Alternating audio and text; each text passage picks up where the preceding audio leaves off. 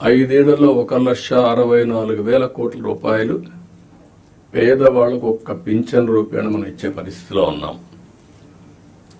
నేను ఇక్కడ మిమ్మల్ని అందరినీ ఒకటే కోరుతున్నా, 2,50,000 కోట్ల రూపాయలు డీబీటీ ఇచ్చామని ఒక్క బటన్ నొక్కడం తప్ప ఎప్పుడు వాళ్ళపై డైరెక్ట్గా పరామర్శించింది లేదు. రెండోది, ఏ ఫంక్షన్ పెట్టినా మనుషులను తీసుకొచ్చి బలవంతంగా తీసుకొచ్చి పెద్ద పెద్ద మీటింగ్లు పెట్టి ఇబ్బందులు పెట్టిన సందర్భాలు ఉన్నాయి.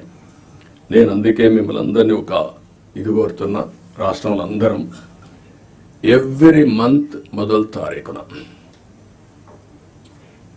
పేదల సేవలో అనే కార్యక్రమం కింద మనం అనుసంధానం కావాలి. అంటే ఒక పూర్ మ్యాన్ చూసినప్పుడు వాడి పరిస్థితులు మనం అధ్యయనం చేసుకుంటే మీ మైండ్లో అది పనిచేస్తుంది. అక్కడి నుంచి మనం అనునిత్యం ఆలోచించాల్సింది, ఏం చేస్తే పేదరికం పోతుందో మీరు ఆలోచించాలి.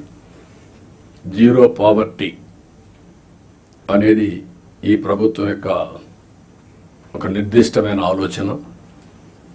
ఫస్ట్ నేను అందుకే PPP మోడల్ చెప్పాను, ఇప్పుడు P4 మోడల్ అంటున్నాం. P4 మోడల్ అనేది public private peoples partnership. Top 10% డబ్బులు సంపాదించిన వాళ్ళు బాటమ్ 20% అడాప్ట్ చేసుకొని మెంటరింగ్ చేసి వాళ్ళ రిసోర్సెస్ ఖర్చు పెట్టి వాళ్ళ మేనేజ్మెంట్ బ్యాండ్విడ్త్ ఇచ్చి తద్వారా వీళ్ళ పైకి తీసుకురావాలి. ఇక్కడ మీరు కలెక్టర్స్ అందరూ ఉన్నారు, IAS ఆఫీసర్స్ ఉన్నారు, పాలిటీషియన్స్ ఉన్నాం. మేమందరం కూడా చిన్నగానే పుట్టాం, గ్రామాల్లో మామూలు వ్యక్తుల కుటుంబాల్లోనే పుట్టాం. మాకు ఒక అవకాశం వచ్చింది, దాన్ని ఉపయోగించుకున్నాం. మనందరం సమాజంలో మనకు ఒక ప్రత్యేకత సాధించుకున్నాం. కానీ మనతో పుట్టినవాడు ఇంకా ఆ ఊర్లోనే కనీసం 100 రూపాయలు 200 రూపాయలు పర్ డే సంపాదించలేని పరిస్థితిలో ఉన్నారు. కానీ ఈ టెక్నాలజీ ఏజ్లో ఇది పెద్ద కష్టం కాదు. అందుకే ఫస్ట్ స్టెప్ జీరో పావర్టీ. 12 లక్షలు 14 లక్షలు ఉన్నారు, వాళ్ళ మీద ఫోకస్ చేద్దాం. మీ మైండ్లో కూడా అనునిత్యం ఎక్కడున్నా కూడా పేదవాడిని దృష్టిలో పెట్టుకునే పరిస్థితి రావాలి. పేదరిక నిర్మూలనకి ఏమేం చేయగలుగుతారో మీరు చేస్తే చాలా బాగుంటుంది. ఈ విషయం మీరు గుర్తుపెట్టుకోవాల్సిన అవసరం ఉంది. అదే సమయంలో ఈరోజు కొన్ని ప్రిన్సిపల్స్ కూడా మీరు ఫాలో కావాలి.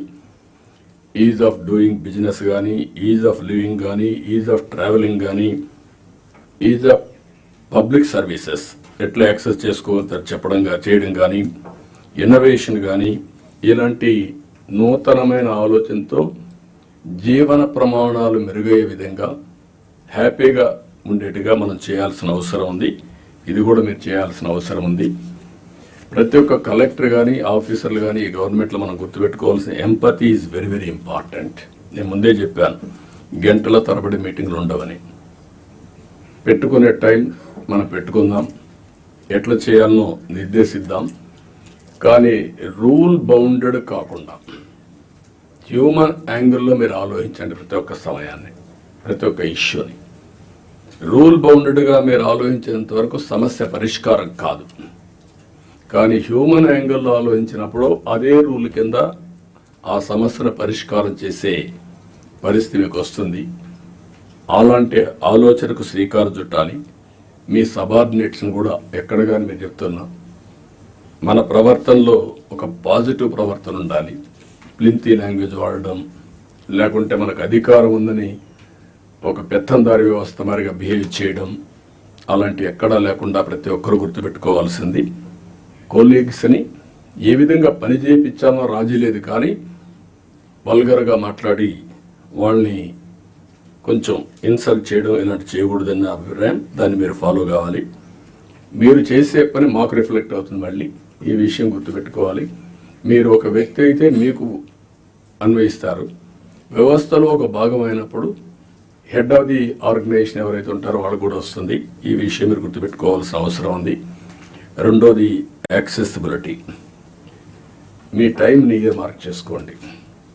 నేను కూడా ఎవ్రీ సాటర్డే కూర్చొని CMO ఏ విధంగా పనిచేసాం, టైం ఎట్లా మేనేజ్ చేసాం, నేను ఎట్లా ఇంప్రూవ్ చేసుకోవాలి, అన్ని విషయాల్లో, ఒక పక్క మీటింగ్స్, ఒక పక్క పబ్లిక్ రిలేషన్స్, ఒక పక్క మా పార్టీ వర్క్, అన్నిటికి కూడా మేము ఇయర్ మార్క్ చేసుకొని ముందుకు పోతున్నాం. అందరికీ యాక్సెసిబిలిటీ ఇచ్చే పరిస్థితిలో ఉన్నాం. మీరు కూడా వీలైనంత వరకు యాక్సెసిబిలిటీ ఉండాల్సిన అవసరం ఉంది.